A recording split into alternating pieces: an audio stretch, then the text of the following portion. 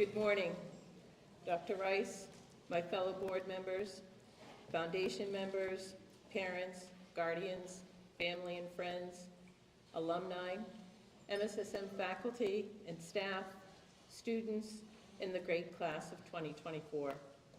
Welcome to the Maine School of Science and Mathematics graduation ceremony. I enjoy all of my parts of my role as board chair, but none is as enjoyable as being here with you today. Class of 2024, this is your day. Moms, dads, guardians, as parents of an MSSM graduate, I also know that it's a special day for you. Relish today, but I hope that you will remember the experience and the people that you've met at MSSM, and that you'll remain connected to this special place as I have. I'd now like to invite Mr. Anthony Scott, Humanities Division Leader, to introduce the Class of 2024 student speaker.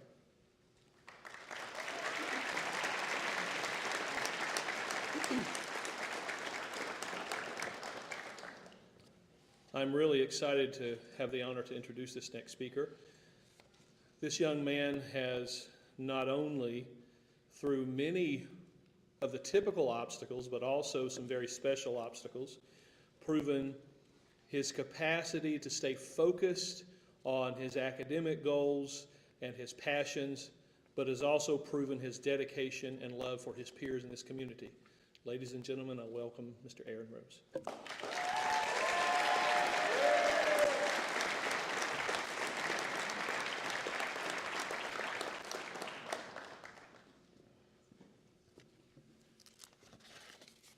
Good morning, esteemed faculty, proud parents, distinguished guests, and my fellow graduates.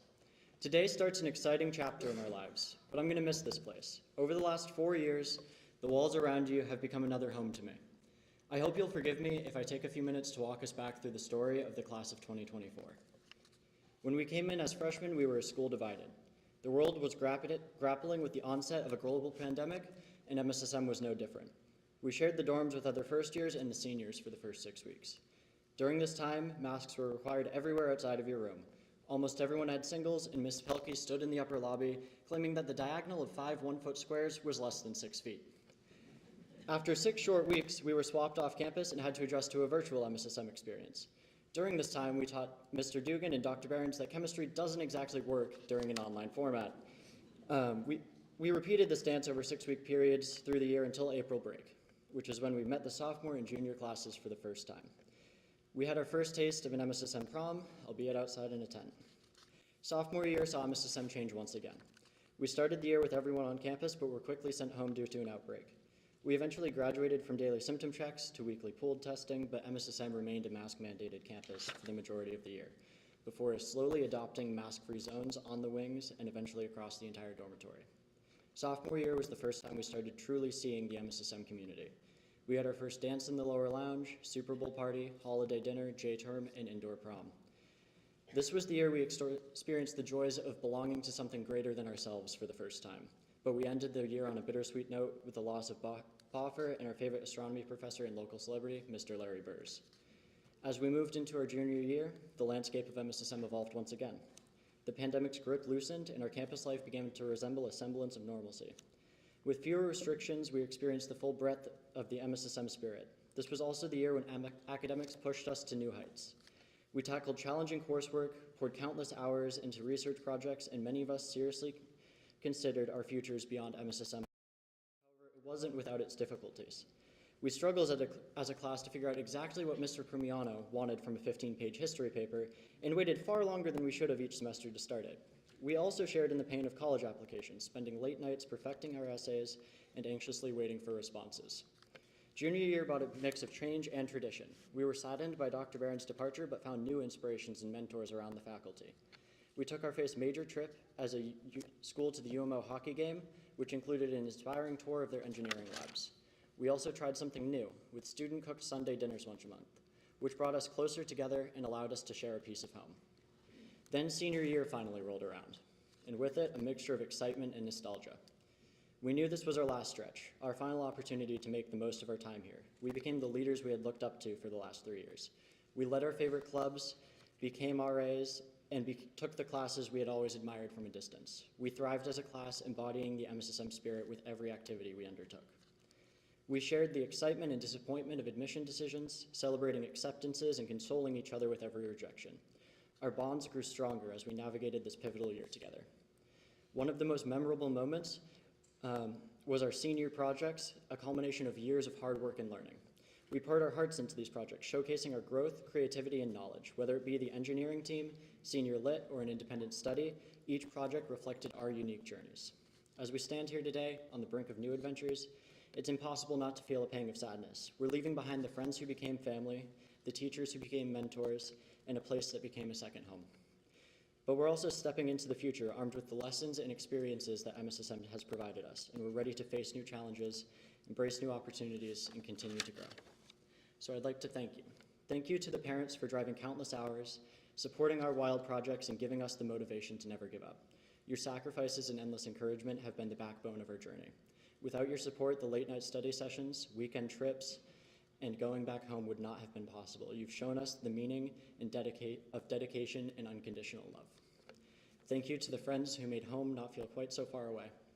In this remote corner of the world, you became our brothers and sisters. Whether it was sharing a laugh in the lower lounge, studying together for a big test, or just being there when times got tough, your presence turned what could have been a lonely place into a vibrant community. You've been my confidants, my cheerleaders, and my partners in crime. Thank you to the siblings for fueling our ambitions. Your belief in us has been a constant source of motivation. Whether you were younger and looking up to us, or older and setting a path for us to follow, your influence has been invaluable. You've pushed us to strive for more and have celebrated our successes with genuine pride. Thank you to the teachers who came from far away to afford us the opportunity of the best education possible and who will stop at nothing to provide us with it. Your passion for subjects and your commitment to our learning have inspired us every day. From staying late to help with homework to offering words of wisdom and encouragement, you've gone above and beyond to ensure we have the tools we need to succeed. Your dedication has made MSSM a place where curiosity thrives and students flourish. And a special thank you to Mr. Katzman. MSSM's physics and engineering programs completely changed the course of my life. 2 years ago, I stood in front of a panel of aerospace engineers and told them it wasn't for me. Mr. Katzman showed me just how fun physics can be and influenced me to apply for colleges with a declared major in physics. Mr. Katzman makes sure every student feels special and works tirelessly with each and every one of us. He truly embodies what MSSM is about, making sure no student is limited by resources or support, only by their ambition and dedication. Finally, thank you to my fellow graduates for sacrificing sports and extracurriculars to make the journey north. You left behind familiar environments and comfort zones to join us in this unique community. Your courage and dedication have shaped the vibrant and supportive environment that we have all benefited from. Together, we've faced challenges, celebrated victories, and built memories that will last a lifetime. As we close this chapter and look ahead to the future, I find comfort in the wisdom of Winnie the Pooh. How lucky am I to have something that makes saying goodbye so hard? Indeed, how lucky we are to have shared these moments, formed these bonds, and grown together. Though we part ways today, the spirit of MSSM and the memories we've created will stay with us forever. Thank you, everyone, and congratulations to my fellow graduates.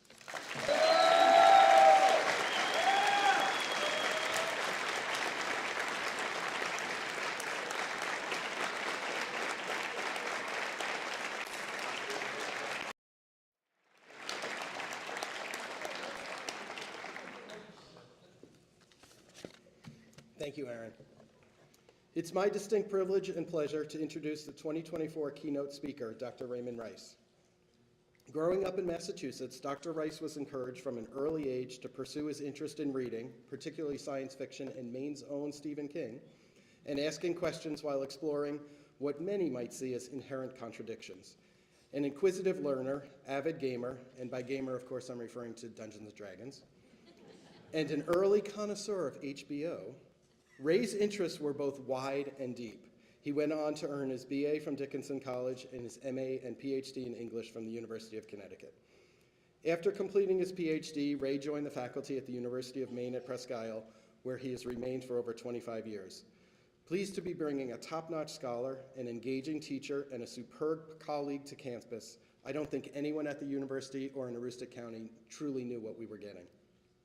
Since joining the university as a faculty member, Ray has assumed leadership roles as chair of the College of Arts and Sciences, provost, and vice president for academic and student affairs. He became interim president in 2016, and in an unprecedented acknowledgement of his leadership and vision, the University of Maine System Board of Trustees issued a search waiver and approved a resolution appointing Dr. Rice president of the University of Maine at Presque Isle the next year. During his tenure, Ray has overseen the expansion of early college offerings, something very much appreciated here at MSSM. Through Ray's vision, UMPI became the first public university in New England to offer a fully accredited online competency-based degree, and the university also began offering its first master's programs. Ray has secured funding to advance university facilities and programs.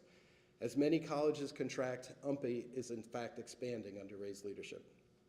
While leading UMPI, he has also been an active community collaborator, participating in local, regional, statewide, and national initiatives and organizations. Ray has been a board member at MSSM for 10 years, and I actually owe him a personal thank you for leading the search committee that brought me here. He led that process as he seems to approach everything he takes on, with thoughtful insight, excellent organization, grateful humility, and a fun sense of humor. Please join me in welcoming Dr. Raymond Rice, our keynote speaker.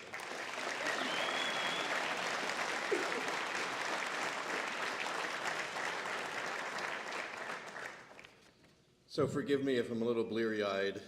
Our daughter had their 8th grade prom last night, and I was up a little bit late making sure they got home safely, and enjoying all of that. And I am not a parent of a graduate of this institution, but I'm hoping to remedy that in a few years. So it is such an honor to be here this morning at this wonderful school in what I think is one of the most beautiful places in this all too fragile world, Aroostook County, Maine, with such a remarkable group of scholars and soon-to-be high school graduates, supported by this amazing group of teachers and mentors and staff members, all of whom, together with your family and friends, have made this achievement possible.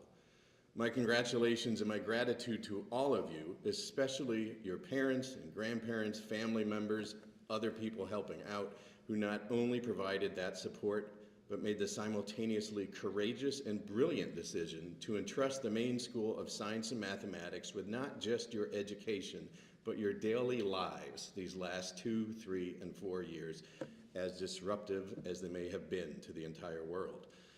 To paraphrase a line from one of my favorite films, Casablanca, no, it's Casablanca, no, it's not Star Wars. Today is only the start of a beautiful friendship between each and every one of you and your futures in education, wherever those futures take you. That education is something that truly lasts a lifetime, for a reason as simple as an education never ends. From the moment we are born into this world to the moment we shuffle off this mortal coil for whatever undiscovered country follows thereafter, there is no better institution to prepare you for what follows over the course of your lifetime than MSSM. Now, the task of a graduation and commencement speaker is to provide pithy, witty, compelling, maybe provocative, certainly motivational words of inspiration at this rather medieval academic rite of passage. So here's a witty, pitty, provocative, and pretty funny observation from Robert Orban, a professional comedy writer and magician who later became a speechwriter for none other than Gerald R. Ford, our 38th president. And he said this: a graduation ceremony is an event where the commencement speaker tells dozens or hundreds or maybe thousands of students dressed in nearly identical caps and gowns that individuality is the key to success. I'll let that sink in for a second. I'll also note that President Ford is not known for his speeches. I have always felt that more successful orations focus partly on the individual experience of the speakers themselves and the connections that stem from that experience. It's what makes each of us, even when we are wearing these de-individualizing and generally itchy, scratchy, sweaty, uncomfortable outfits, truly and unavoidably unique. So let me start with the fact that I've loved reading, as you've just heard, ever since, well, before I can remember. I would read books, I would write books, I would illustrate books, and then I'd recite those same books to my eternally patient and understanding parents. I don't know why they listened to me for so long. It's probably why I went on to be an English professor. I wanted to be around books at least as much as I did human beings, and certainly more than I wanted to spend time with my younger brother. Apologies to younger siblings out there everywhere. I loved reading many things, including Stephen King. Read The Shining, I think, when I was 9, which was far too early to read that novel. But most of all, I loved reading science fiction. Yes, I read the entirety of the Foundation trilogy when I was 10. I read Ray Bradbury's Martian Chronicles a year later. I joined the science fiction book club, when there used to be things called book clubs that they send in the mail, when I was 12 by taking a dime from my father's coin purse, and those of a certain age will remember those archaic things that parents had, and taping it to a postcard I found in a magazine he bought me from the neighborhood drugstore, which I mailed one summer afternoon, and lo and behold, like magic, a box was delivered to our front door with 10 hardbound science fiction books 2 weeks later. I won't go into how my father reacted when I subsequently explained he would need to pay more than more than my $1 a week allowance for the rest of my life so I could buy new books on a regular basis, which I was indebted to do because I had joined the book club. But he indulged me. So I mention this because I know in my heart of hearts that those early experiences shaped much of what I chose to do later in life. Not explicitly, perhaps, but certainly implicitly, as a sort of experiential undercurrent that guided me through high school, and it was a pretty good one in East Long Meadow, Massachusetts. Go Spartans, but I'll confess the Spartans were no Penguins. On into college, then into graduate school, and then beyond. And science fiction was important to me because I loved words, how they shaped together into the magic of ridiculously complex rules of syntax and linguistic structures that lead to the beauty of metaphysical poetry and postmodern prose, like the wonderful short stories of Laurie Moore or the gorgeously verbose writings of Thomas Pynchon, who writes science fiction. But just as importantly, because I loved science. Perhaps more precisely, I loved the idea of science, of chemistry and engineering that led Asimov to formulate his 3 laws of robotics, of physics and psychology that inspired Alfred Bester's The Star's My Destination, or of economics and sociology, those really, really important social sciences that made possible Ursula K. Le Guin's The Dispossessed and The Left Hand of Darkness, amazing novels. Those works were amazing to me as a child because they engaged with the natural world and imagined a seemingly infinite number of possibilities of where we had come from as a species and where we were maybe going if we were fortunate enough to survive that long as a species, and at times the most inspiring of utopian narratives, and at others the most horrific of apocalyptic tales. I grew up in the 70s, so imagine what that was like when we used to climb under our desks to have, emergencies in case a nuclear, attack occurred. So as if that would have saved us, but it made us feel better climbing underneath desks. So a certain subgenre of science fiction was somewhat simplistically called hard science fiction, characterized ostensibly by a concern for scientific accuracy and logic. Arthur C. Clarke was perhaps the most celebrated of these writers because he hewed to the maxim that his narratives be accurate and rigorous in their use of current scientific and technical knowledge, which had to be practically or theoretically possible. But simultaneously, his writings could be works of great beauty that held an awesomeness beyond the physical world and ventured into metaphysics. Think of a little tiny short story he wrote called The 9 Billion Names of God, in which a scientist in a Tibetan monastery working on a program with his, today would be an IA computer, right, that's called the automatic sequence computer, that will literally list every possible iteration of humanity's names for a higher power ever made possible, and thus, according to the monks of the monastery, fulfill our purpose in the universe. At the end of the story, the scientist, holding his young child's hand, looks up to the sky as the final name is being printed out by the computer, right? Because computers would print things out in those days. "Look," whispered Chuck, the son, to George, the scientist, and he lifted his eyes to heaven. "There is always a last time for everything." Overhead, without any fuss, the stars were going out. I read that story and I was like freaked out, right? Like, what? The world could end because a computer prints a final word, right? And the entire universe is over? I had to think about that for like a whole week. And narratives change as we change, right? We're always unfinished and somehow in flux. And the ending of that story means something very different to me from when I first read it at the age of 7, as I reread it again at this moment 50 years later. The deceptive simplicity of this fusion of language, metaphysics, and hard science is made possible by our own ineffable minds, genetically imprinted to create something new from our engagement with a natural world that constantly imbues us with the beauty and mystery of its myriad complexity. This interplay between creation, whether it be language arts or musical composition or fine arts, and our discovery of science and mathematics is thus as old as our species itself. And the notion that we cannot help but to impact our world, to leave our imprint upon it, whether we be poets or scientists, philosophers or physicists, and aren't our greatest scientists and mathematicians also philosophers? Stephen Jay Gould, Carl Sagan, Grace Hopper, Jane Goodall, Rachel Carson, is at our very core, whatever that may be, as human beings. I can't help but bring this back again to science as philosophy and, of course, science fiction, which endlessly addresses such terms. Consider the marvelous synchronicity of Heisenberg's formulation of his uncertainty principle, as a lot of people call it, in 1927, and the explosion of science fiction writing at the same time as a genre in the United States. And you can probably tell me a lot more about Heisenberg than I ever understood. But right, Heisenberg posited that any attempt to precisely measure the velocity of a subatomic particle, an electron, will in fact impact its own movement, so that a simultaneous measurement of its position has no absolute validity. This problem isn't because of inadequacies in our instrumentation or our thought processes.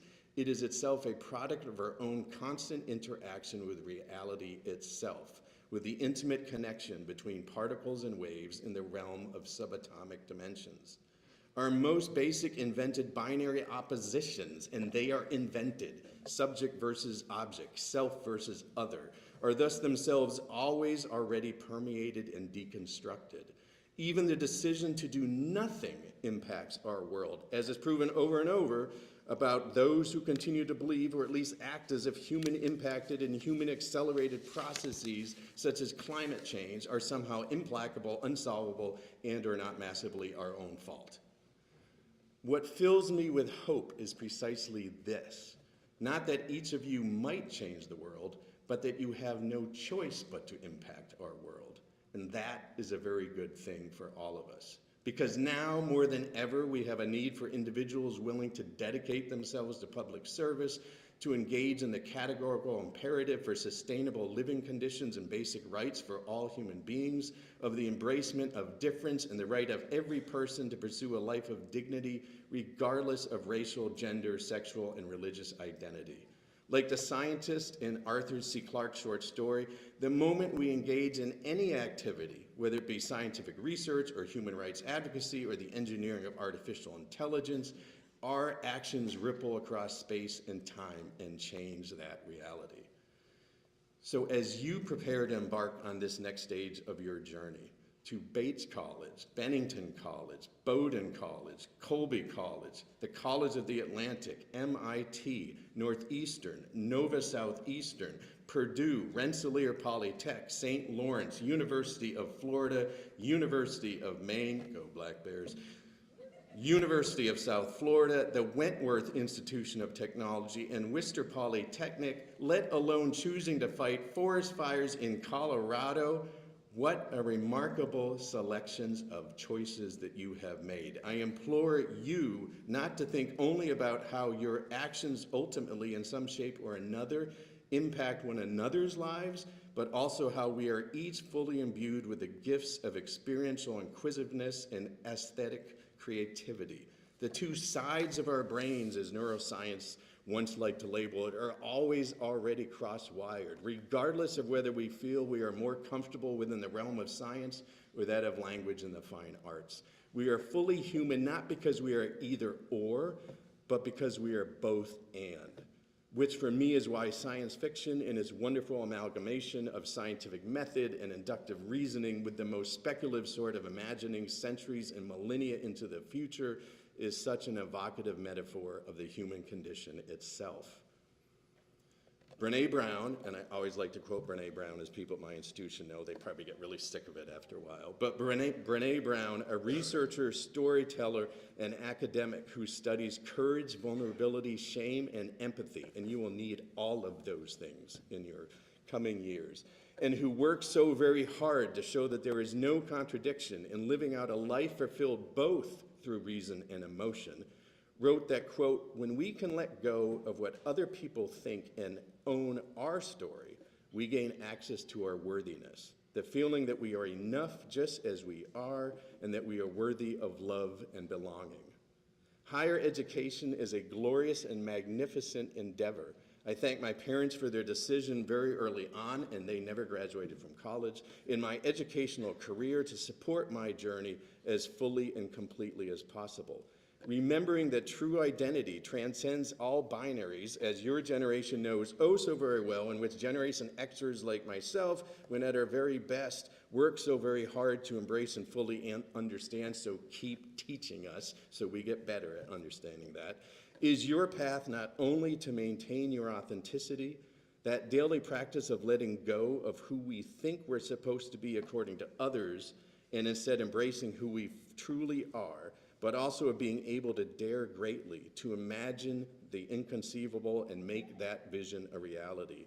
I know that we will live in a better world because you will be doing just that. Each one of you, in all of your wonderful complexity, contradiction, and imperfection, embrace the imperfections because they are your superpowers, are the hopes for our futures. And that is a very good thing. In closing, let me end with another science fiction favorite. In the paraphrased words of the immortal General Leia Organa, may the Force, your powerful force to shape our futures, be with you, always. Thank you.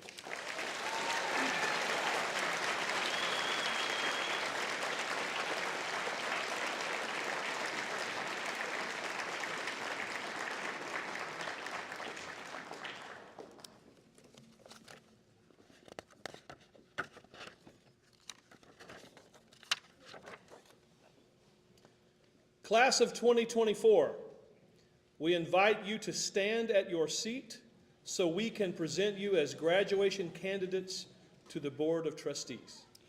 Board Chair Regan and members of the Board of Trustees, we present to you the class of 2024. On behalf of the faculty of the Maine School of Science and Mathematics, we're pleased to share that each candidate has successfully completed the requirements for graduation and will be awarded an MSSM diploma today. We'd like to invite Board Chair Regan and Ms. Erica Jortberg, College Counselor, to join us in conferring diplomas to the members of the class of 2024.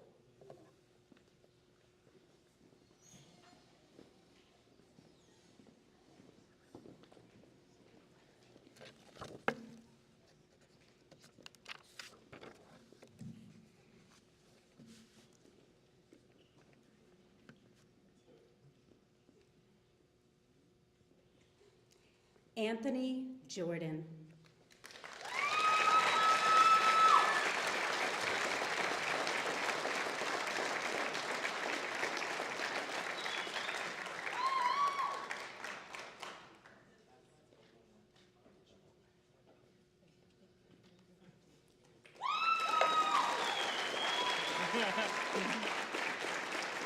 Thank you very much.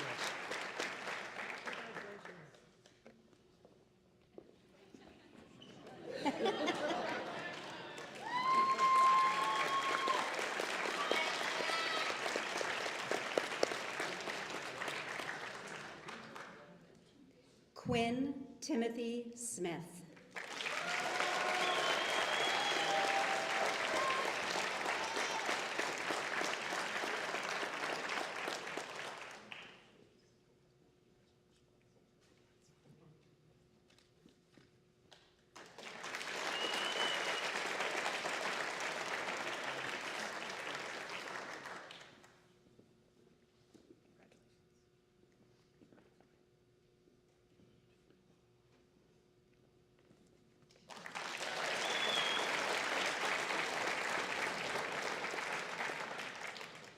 Andrew Elliott Payne.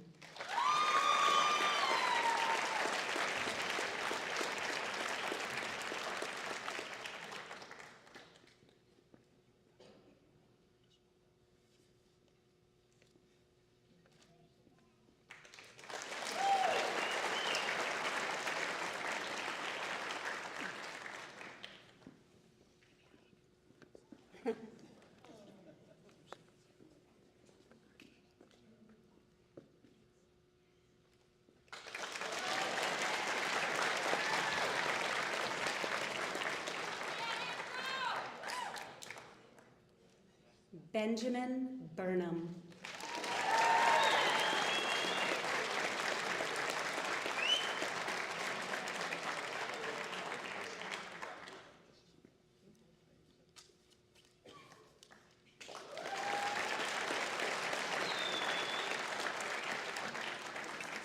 Thank you very much. Thank you so much.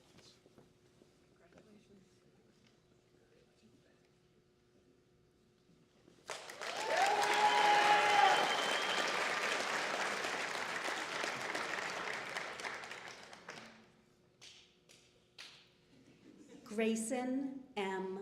Fletcher.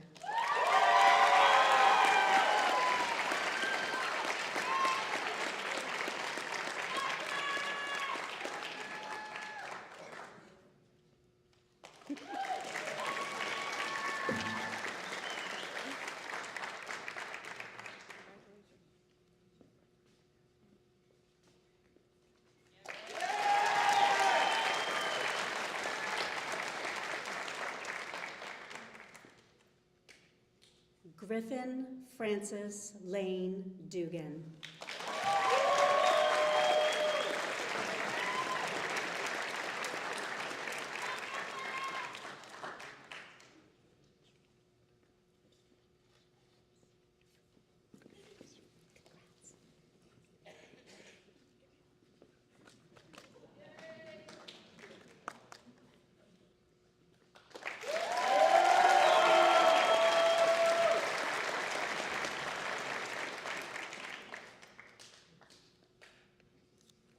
Bruno Martins Sains.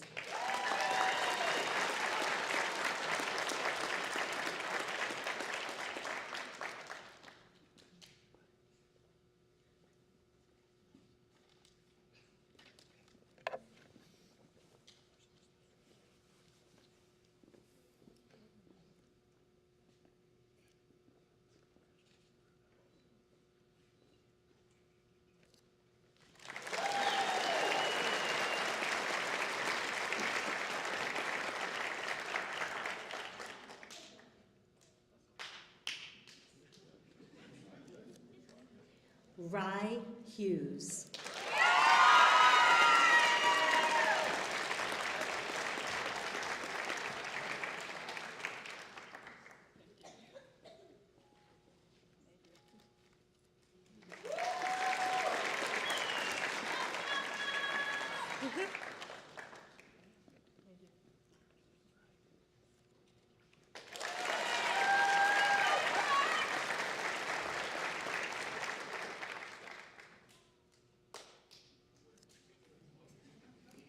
Elizabeth Ann Rethman.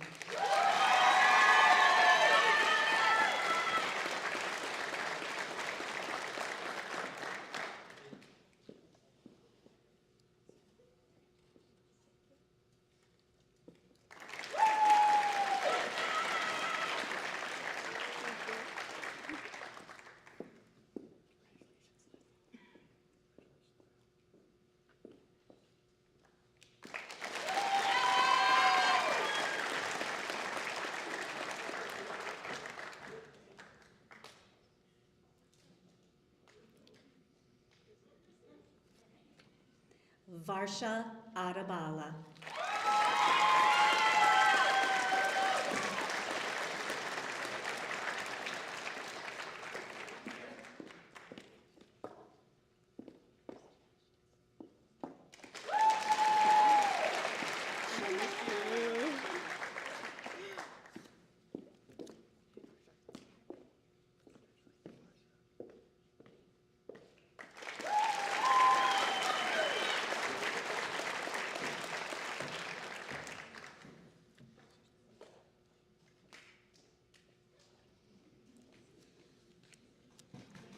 Nina Dabas.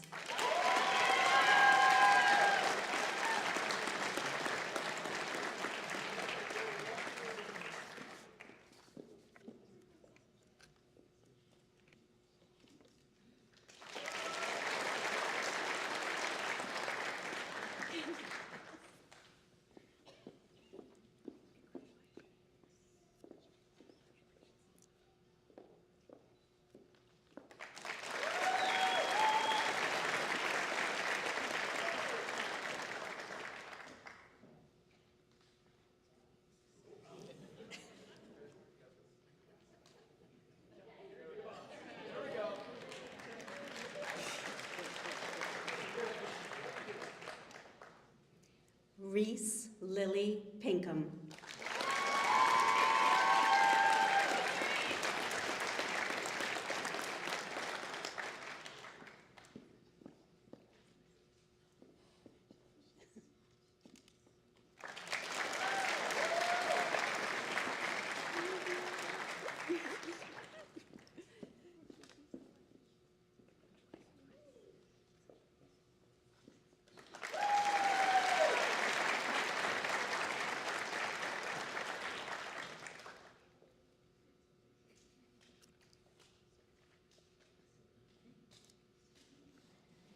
Ariella Lucy Ann Searfoss.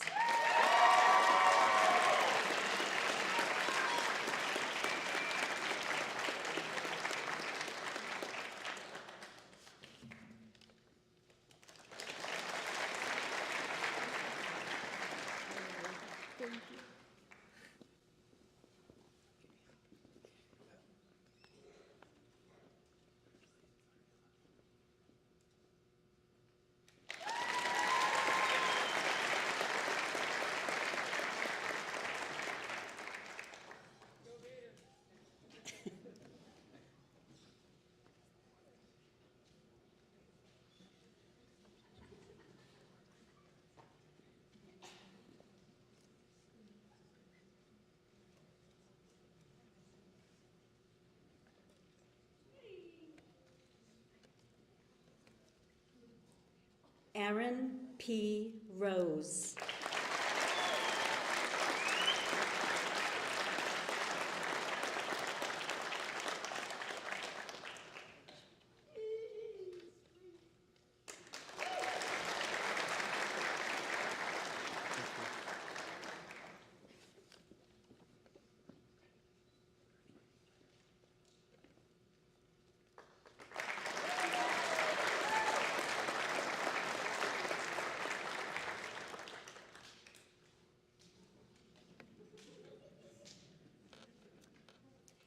Asher G. Labby.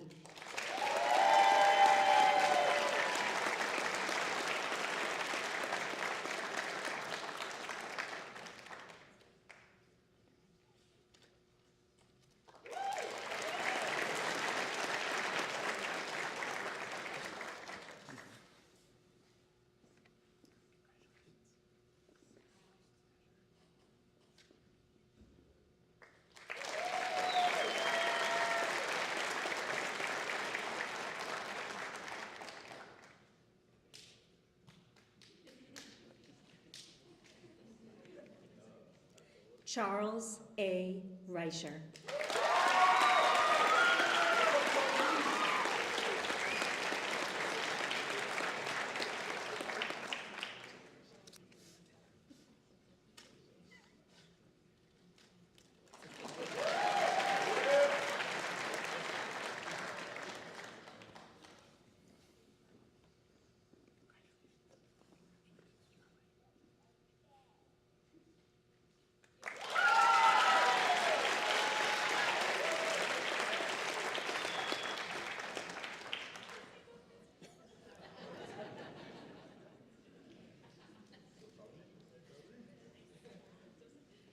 Gabriel Austin.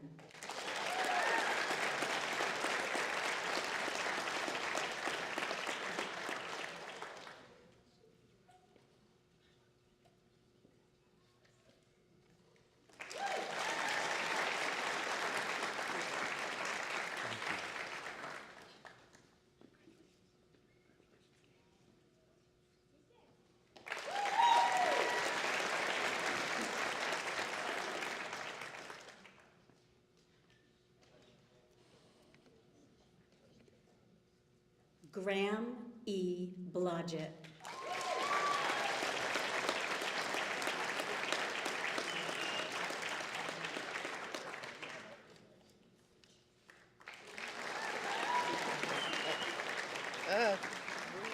I don't know either.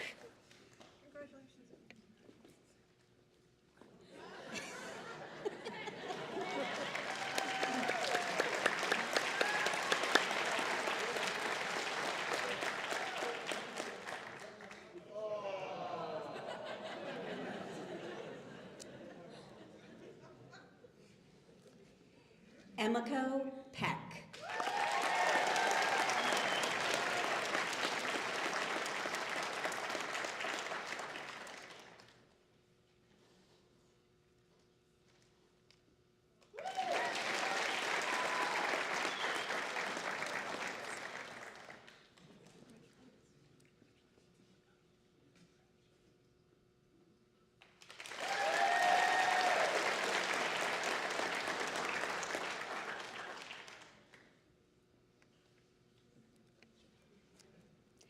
Hannah M. Cox.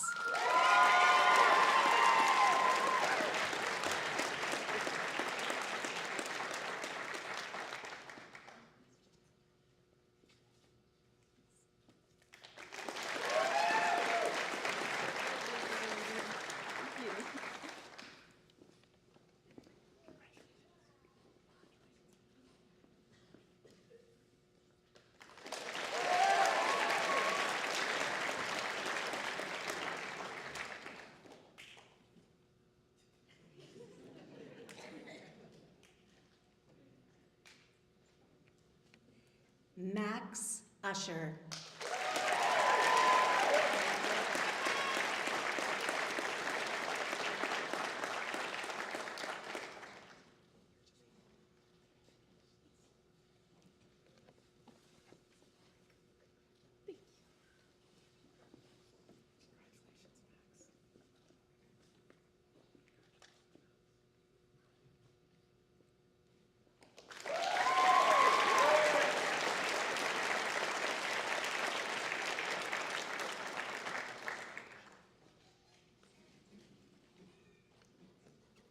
Hazel L. Ragazine.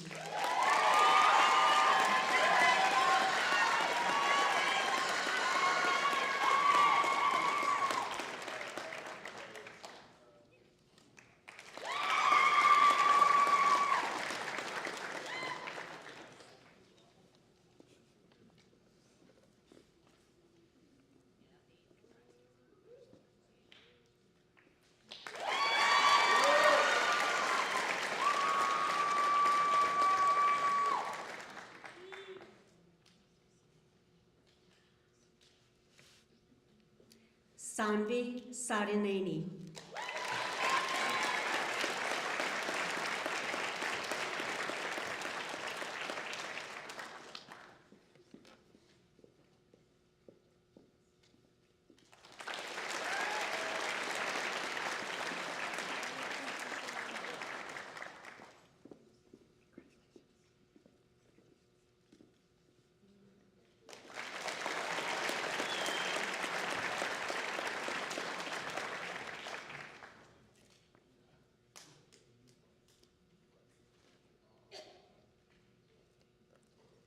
Cole Thompson.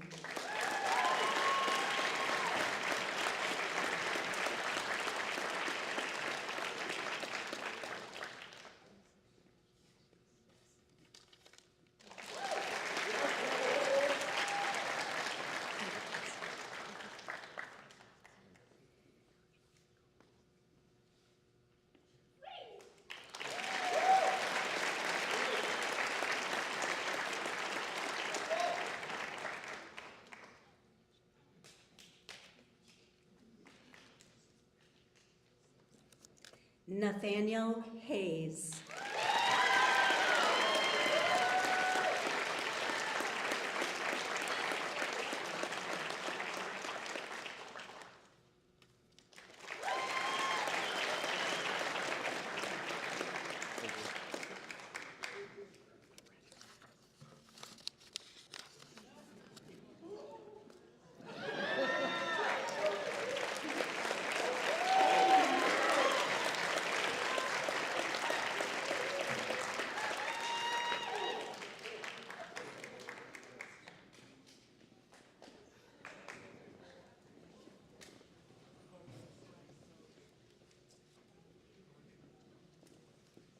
Congratulations. Seriously, congratulations, class of 2024.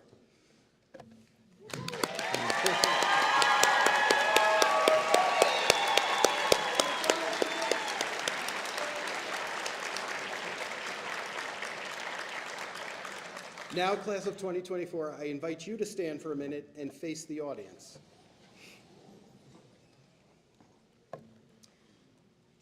And now I'd like to ask any MSSM alumni to please stand.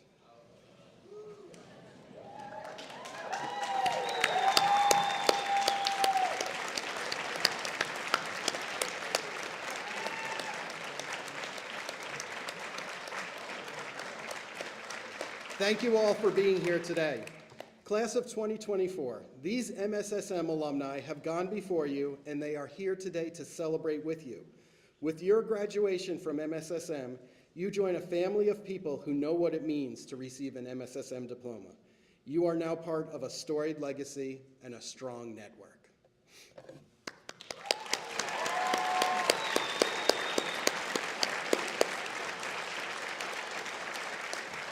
Now, I'd like to ask parents and guardians to stand.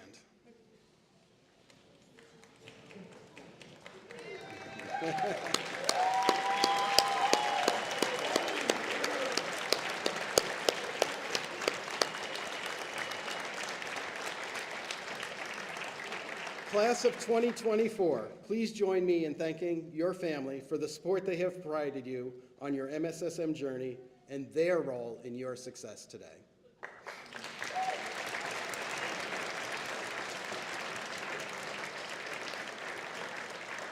Lastly, I invite my colleagues to please stand.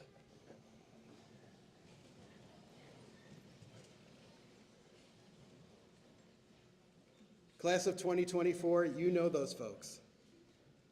Can you show them your appreciation for all they've done to get you to this place?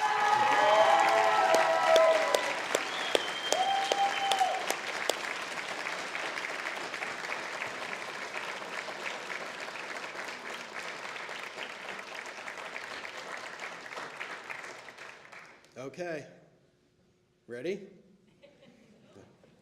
To signal that you have completed your course of studies, received your diploma, and will be moving on to your next academic path, let's turn those tassels from the right to the left. Congratulations, class of 2024.